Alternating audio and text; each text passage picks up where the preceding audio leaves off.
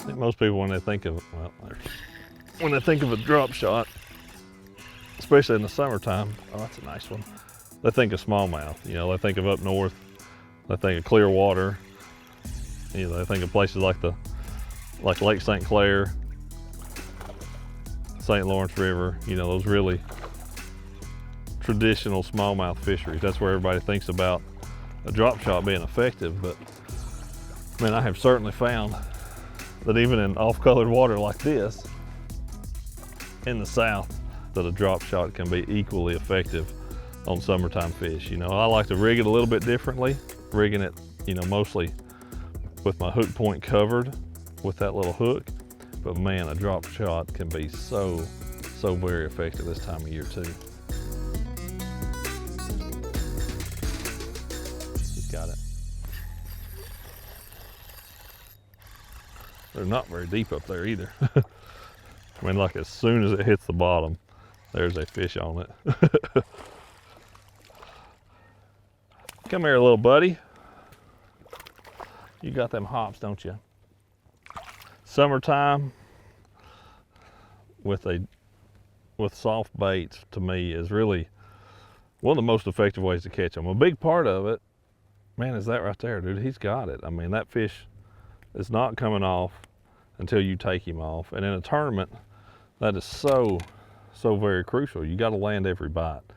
Every fish counts in our format, and being able to catch every single one of them is a huge part of that. But those fish, you know, they've been out offshore, they've been out there all summer, they've seen a lot of baits, and they're not necessarily that easy to catch anymore. When they first get out there, man, you can just throw a crankbait, you can throw whatever you want, and those fish can be really easy to catch. Once you get to this time of the year,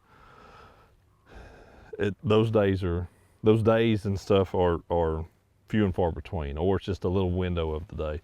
For the most part, you need to be fishing something a little bit more finessey, something a little bit more natural, and a drop shot is a great way to do that. Once you know where those fish are at, man, you make a good cast so often, you put that thing down there in front of them, they're gonna bite it. Using soft plastics in the summertime, good way to put a lot of fish in the boat.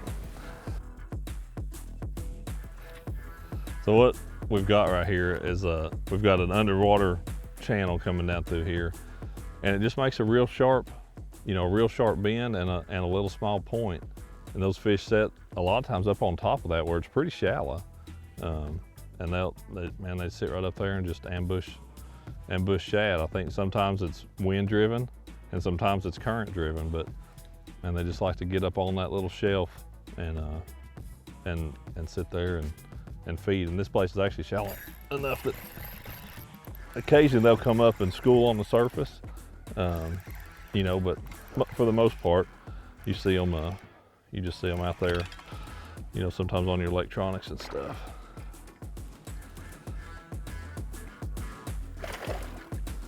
Man, he's feisty. They're all about the same size too. They're just nice, good, nice, chunky fish. So this worm right here, man, on a drop shot is just, it does really well. I like a little bit bigger worm, you know, especially in the summer on a drop shot. Not necessarily real bulky, but just a little bit longer worm. Another part with that, man, for the most part, summertime, you can't go wrong with a red color. Those red colors are really effective for whatever reason in the summertime. For my setup on this drop shot, I've got a number 1, that is the red line finesse Nico hook, and then I've got a 1/4 ounce tungsten drop shot weight on there, and then just a Bass Pro Finesse Finec red bug color. Leader length, I've got about 14 inches or so of leader length right there. It's a 10-pound XPS fluorocarbon leader tied to 10-pound test XPS braid. That is my setup for my down south drop shotter. It's not a real big place where these fish are sitting. You know, it's a pretty small little deal. You hit it, dude, it's a bite instantly almost. But if you miss, you probably ain't gonna get one at all. So having something like a drop shot where I can put it right in there, right where I know those fish are, and then I can fish it in place kind of. I can just sit there and shake that bait is really key to being able to get them to bite at times. This is kind of one of those times. So I can be really accurate with that setup, get it right in there where I know they're at, let it get down on the bottom. And then I'm just gonna kind of jiggle my rod tip, truthfully, on a slack line.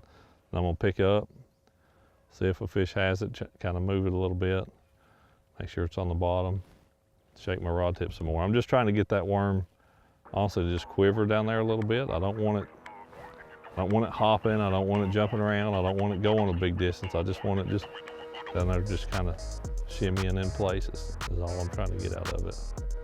So just shaking it like that, just shaking, then you feel like, you don't have to be in a big hurry to set the hook either. You know, make sure you get your line good and tight before you pull back into them.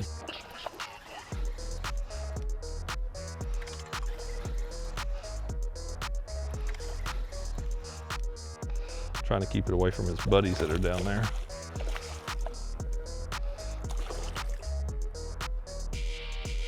The my rod and reel setup that I've got on this drop shot, just like I use on most all of my soft baits, is a 7, like a 7 to 7.2. This in particular is a 7.1 medium action spinning rod, a size 30.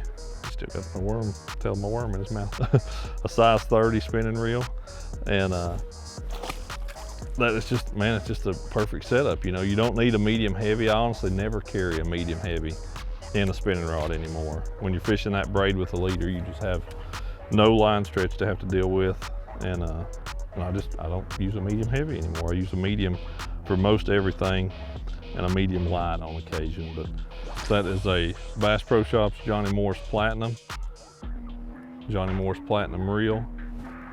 Just a perfect, it's a really well matched combo. They're really well balanced, putting those two together. That is the setup. To me, a drop shot is so versatile in the summer because I've caught fish, 30, 40 feet deep out in open water, on a point, on structure, all the way to the very back of a creek and pitching it around shallow isolated wood. I've done really well in both those scenarios with the drop shot. It is a very, very versatile rig for summertime fishing. I think way more so than a lot of people give it credit for. I know even myself, like for a long time, if I was gonna fish a soft plastic shallow, it's Texas rig. And then thinking about it any other way, spring of the year, sure, I'd throw a wacky worm. But if I was fishing something in the summertime shallow, it was on the Texas rig. There was no other presentation I even considered. But I was really, really hurting myself by not thinking about a drop shot for those shallow water applications. Oh, first one. One thing about it too, like these fish I'm catching right now, I'm not looking at my sonar. I'm not looking at any of that stuff. Now, I did expect these fish to be here, but you don't have to be using forward-facing sonar to be successful with the drop shot by any means. So don't think that you have to have it to catch one with it, for one, or that you have to be looking at it all the time. That hook is sharp. I just realized. You don't have to be looking at it all the time to be able to catch fish with a drop shot. You can catch fish with a drop shot just like a lot of other presentations where you just throw it out there and fish it back. It's not a electronics. He just wanted to interrupt my talk. It's not a electronics only way to catch fish, you know what I mean? You can just be fishing with it. You can tie this thing on and go down a bluff wall. You can put it on and go, just throw it on points, set the boat out in 15 or 20 feet of water. Don't think that you have to watch this bait fall on forward-facing sonar to be able to get a bite with it. Kind of places, where I'm gonna fish a drop shot in the summertime is really the same traditional places I'm fishing. Same places I fished a deep crankbait, same places I fished maybe a single swim bait. Any of those deep water kind of places where those fish will come out and set up. Primarily structure oriented is where that tends to be most effective.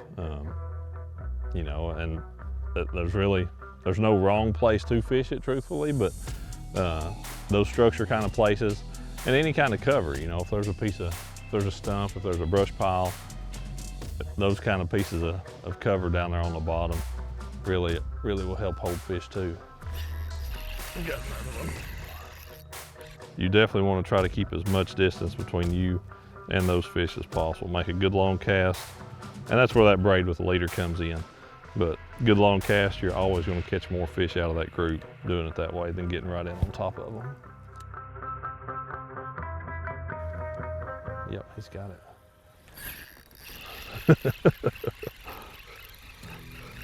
Man, it's so shallow up there on some of that, and there's so many of them that when you get a bite, they just come running at you, trying to get away from all the rest of them.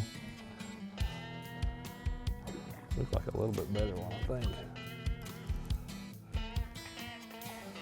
Yeah, he's not bad at all. Not bad at all. Come here, buddy. Got it right down the hatch. That's so cool. He's actually clamped onto it so hard I just barely had him hooked because he was just locked onto that worm. A lot of these fish up here, they have those black markings on their tails. It's really, really pretty fish. These fish haven't been messed with too much. It's fun when you find a place that's like that. It's not very often, but this is one of them. The water feels like bath water. It's so warm right now. It's crazy. It's warm, but if you find them, you can get them fired up, you can get them going. Drop shot, summertime, could be pretty fun.